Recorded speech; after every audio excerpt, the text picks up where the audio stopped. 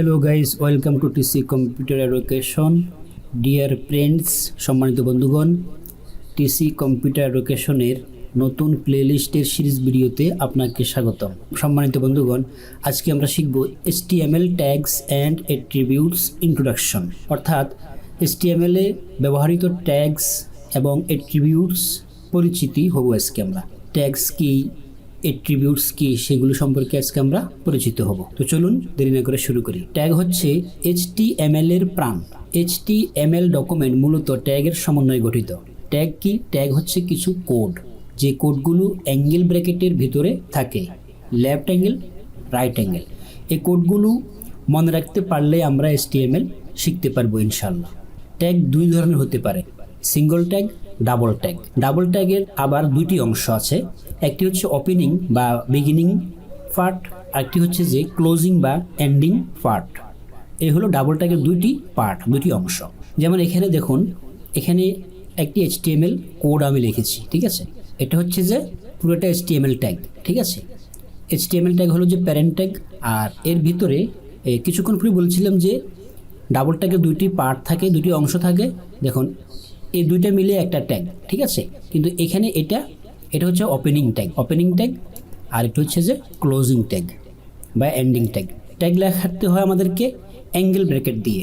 যেমন এটা হচ্ছে যে লেফট অ্যাঙ্গেল ব্র্যাকেট, আর এটা হচ্ছে যে কি রাইট অ্যাঙ্গেল ব্র্যাকেট। ক্লোজিং ট্যাগের মধ্যে আমাদেরকে একটা ফরওয়ার্ড স্ল্যাশ লিখতে হবে। ফরওয়ার্ড স্ল্যাশ দ্বারা উদ্দেশ্য হচ্ছে যে আমি যে ট্যাগটি ব্যবহার করছি এটা একটি ক্লোজ অংশ, ক্লোজ হয়ে গেছে। এটা এখানে দেখুন, এখানে একটা কি করা হয়েছে, ফরওয়ার্ড স্ল্যাশ ইউজ করা হয়েছে। তো এই ট্যাগের ভিতরে এখানে আমাদের কি ডকুমেন্টগুলো থাকবে, আমাদের যাবতীয় ডাটাগুলো ট্যাগের ভিতরে থাকবে। যেমন এটা হচ্ছে সিঙ্গল ট্যাগ। দেখুন, বিআর ট্যাগ, লাইন ব্রেক করার জন্য আমরা এই বিআর ট্যাগটি ইউজ করি, আর বিআর ট্যাগটি হচ্ছে সিঙ্গল ট্যাগ। আসুন আমরা এখন HTML এর কিছু সিম্বল সম্পর্কে অবগত হই। দেখুন, এটাকে বলে এক্সক্লেমেশন সাইন, এটাকে বলে লেফট অ্যাঙ্গেল ব্র্যাকেট, এটাকে বলে রাইট অ্যাঙ্গেল ব্র্যাকেট, এটাকে বলে প্যারেনথেসিস, এটাকে বলে কার্লি ব্রেসেস, এটাকে বলে স্কোয়ার ব্র্যাকেট, ঠিক আছে। HTML এর ভাষা এগুলোকে এভাবে বলে, ঠিক আছে। HTML ডক টাইপ কি? ডকুমেন্ট কি ধরনের তা ব্রাউজারকে বোঝানোর জন্য ডক টাইপ ডিক্লেয়ার করতে হয়। যেমন এখানে একটি ডক টাইপ কি আমি লিখে রেখেছি, এটা হচ্ছে HTML5 এর ডক টাইপ। লেফট অ্যাঙ্গেল দিয়ে শুরু করছি, এক্সক্লেমেশন সাইন দিয়ে ডক টাইপ লিখেছি, তারপরে HTML লিখে কি রাইট অ্যাঙ্গেল ব্র্যাকেট দিয়ে শেষ করেছি। এটা হচ্ছে যে HTML5 এর ডক টাইপ। তাহলে ডক টাইপ কী জন্য ব্যবহার করা হয়? ডক টাইপ এই জন্য ব্যবহার করা হয়, ডকুমেন্ট কী ধরনের তা ব্রাউজারকে বোঝানোর জন্যই কি ডক টাইপ ডিক্লেয়ার করতে হয় আমাদেরকে। HTML এর অনেকগুলো ট্যাগ আছে, যেগুলো আমরা ক্রমান্বয়ে এক এক করে শিখব। যেমন গুরুত্বপূর্ণ কিছু ট্যাগ হলো, দেখুন এখানে গুরুত্বপূর্ণ কিছু ট্যাগ আমি এখানে সিম্পল হিসেবে জাস্ট আপনাদেরকে একটা আইডিয়া দেওয়ার জন্য এখানে লিখে রেখেছি। এটা হচ্ছে HTML ট্যাগ, এখান থেকে শুরু হয়ে এখানে শেষ হয়েছে। এটাকে বলে HTML এর প্যারেন্ট ট্যাগ। তারপরে এটা হচ্ছে যে হেড ট্যাগ, এখান থেকে শুরু হচ্ছে, এখানে শেষ হয়েছে। তারপরে হেড ট্যাগের ভিতরে আরও কিছু ট্যাগ থাকে, অ্যাট্রিবিউট থাকে, এগুলো আমরা ক্রমান্বয়ে ইনশাল্লাহ শিখব। তারপরে আসলে এটা হচ্ছে বডি ট্যাগ, এখান থেকে বডি ট্যাগ শুরু হয়েছে, এখানে এসে শেষ হয়েছে। আর এই বডি ট্যাগের ভিতরে আমাদের যাবতীয় ডাটাগুলো থাকবে, heading, paragraph, image, video, audio যা আছে আমাদের ওয়েব পেজের যাবতীয় ডকুমেন্টগুলো আমাদের এই বডি ট্যাগের ভিতরে থাকবে। আর বডি ট্যাগের ভিতরে যেই ডকুমেন্ট বা ডাটাগুলো থাকবে সেগুলোই ওয়েব পেজে শু হবে, ব্রাউজারে শু করবে। আসুন এবারে আমরা অ্যাট্রিবিউট সম্পর্কে অবগত হই। প্রথমে অ্যাট্রিবিউটের সংজ্ঞা জেনে নিই। ট্যাগের কর্মক্ষমতাকে বৃদ্ধি করার জন্য বিগিনিং ট্যাগের মধ্যে যে কিওয়ার্ড ব্যবহার করা হয় তাকে অ্যাট্রিবিউট বলে। আমি আরও সহজে এইভাবে বলতে পারি, যে কোড ব্যবহার করে ট্যাগকে আরও উন্নত করা যায় সেই কোডকে অ্যাট্রিবিউট বলে। মানে ট্যাগের অতিরিক্ত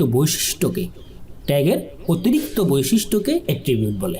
অ্যাট্রিবিউট কোথায় দিব? অ্যাট্রিবিউট বিগিনিং ট্যাগে দিব। অ্যাট্রিবিউটের দুটি পার্ট থাকে, একটা হচ্ছে যে অ্যাট্রিবিউট নেম, একটা হচ্ছে অ্যাট্রিবিউট ভ্যালু, যেটা আমরা উদাহরণ দিলে আমরা ইনশাল্লাহ বুঝবো। সামনের দিকে আমরা যখন প্র্যাকটিক্যালি কাজ করব তখন আমরা বুঝবো।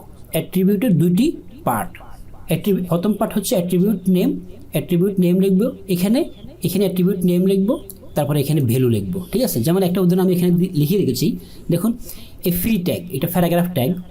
এই প্যারাগ্রাফ ট্যাগের এটা হচ্ছে যে কি ওপেনিং ট্যাগ বা বিগিনিং ট্যাগ। এই বিগিনিং ট্যাগের মধ্যে আমাদের কী করতে হবে, আমাদের অ্যাট্রিবিউট বসাতে হবে। যেমন একটা স্টাইল অ্যাট্রিবিউট আছে, যে স্টাইল অ্যাট্রিবিউট, ঠিক আছে। তাহলে এই অ্যাট্রিবিউটের নাম হলো স্টাইল, অর্থাৎ আমাদের HTML এর মধ্যে ইনলাইন CSS ব্যবহার করার জন্য আমরা স্টাইল অ্যাট্রিবিউট ইউজ করতে পারি। তো আমি এখানে অ্যাট্রিবিউটের নাম দিয়েছি কি স্টাইল অ্যাট্রিবিউট, এরপরে ইকুয়াল সমান সমান চিহ্ন দিচ্ছি, এরপরে ডাবল কোটেশনের ভিতরে আমি লিখছি কি এ প্রপার্টি এ ভ্যালু, ঠিক আছে। কালার লিখছি, কালার লেখার পরে আমরা কি করছি এখানে অরেঞ্জ কোলন চিহ্নর পরে অরেঞ্জ দিয়েছি, অর্থাৎ আমাদের এই প্যারাগ্রাফে যে লেখাগুলো হবে সেই লেখাগুলোর কালার হবে কি অরেঞ্জ কালার। যেমন এখানে যে দেখুন এই ট্যাগের প্যারাগ্রাফ ট্যাগের ভিতরে কি আছে tccomputer.com। আমি যদি ব্রাউজারে কি এই লেখাটুকু এই প্যারাগ্রাফটুকুনকে কি করি শো করাই, ব্রাউজ করি, তাহলে এই TC কম্পিউটার এই লেখাটুকুন কি অরেঞ্জ কালার হিসেবে আমাদের সামনে প্রদর্শিত হবে। ওকে ডিয়ার, HTML এর বাকি পর্বগুলো দেখতে ডিসক্রিপশন ফলো করুন, ওইখানে লিঙ্ক দেওয়া আছে।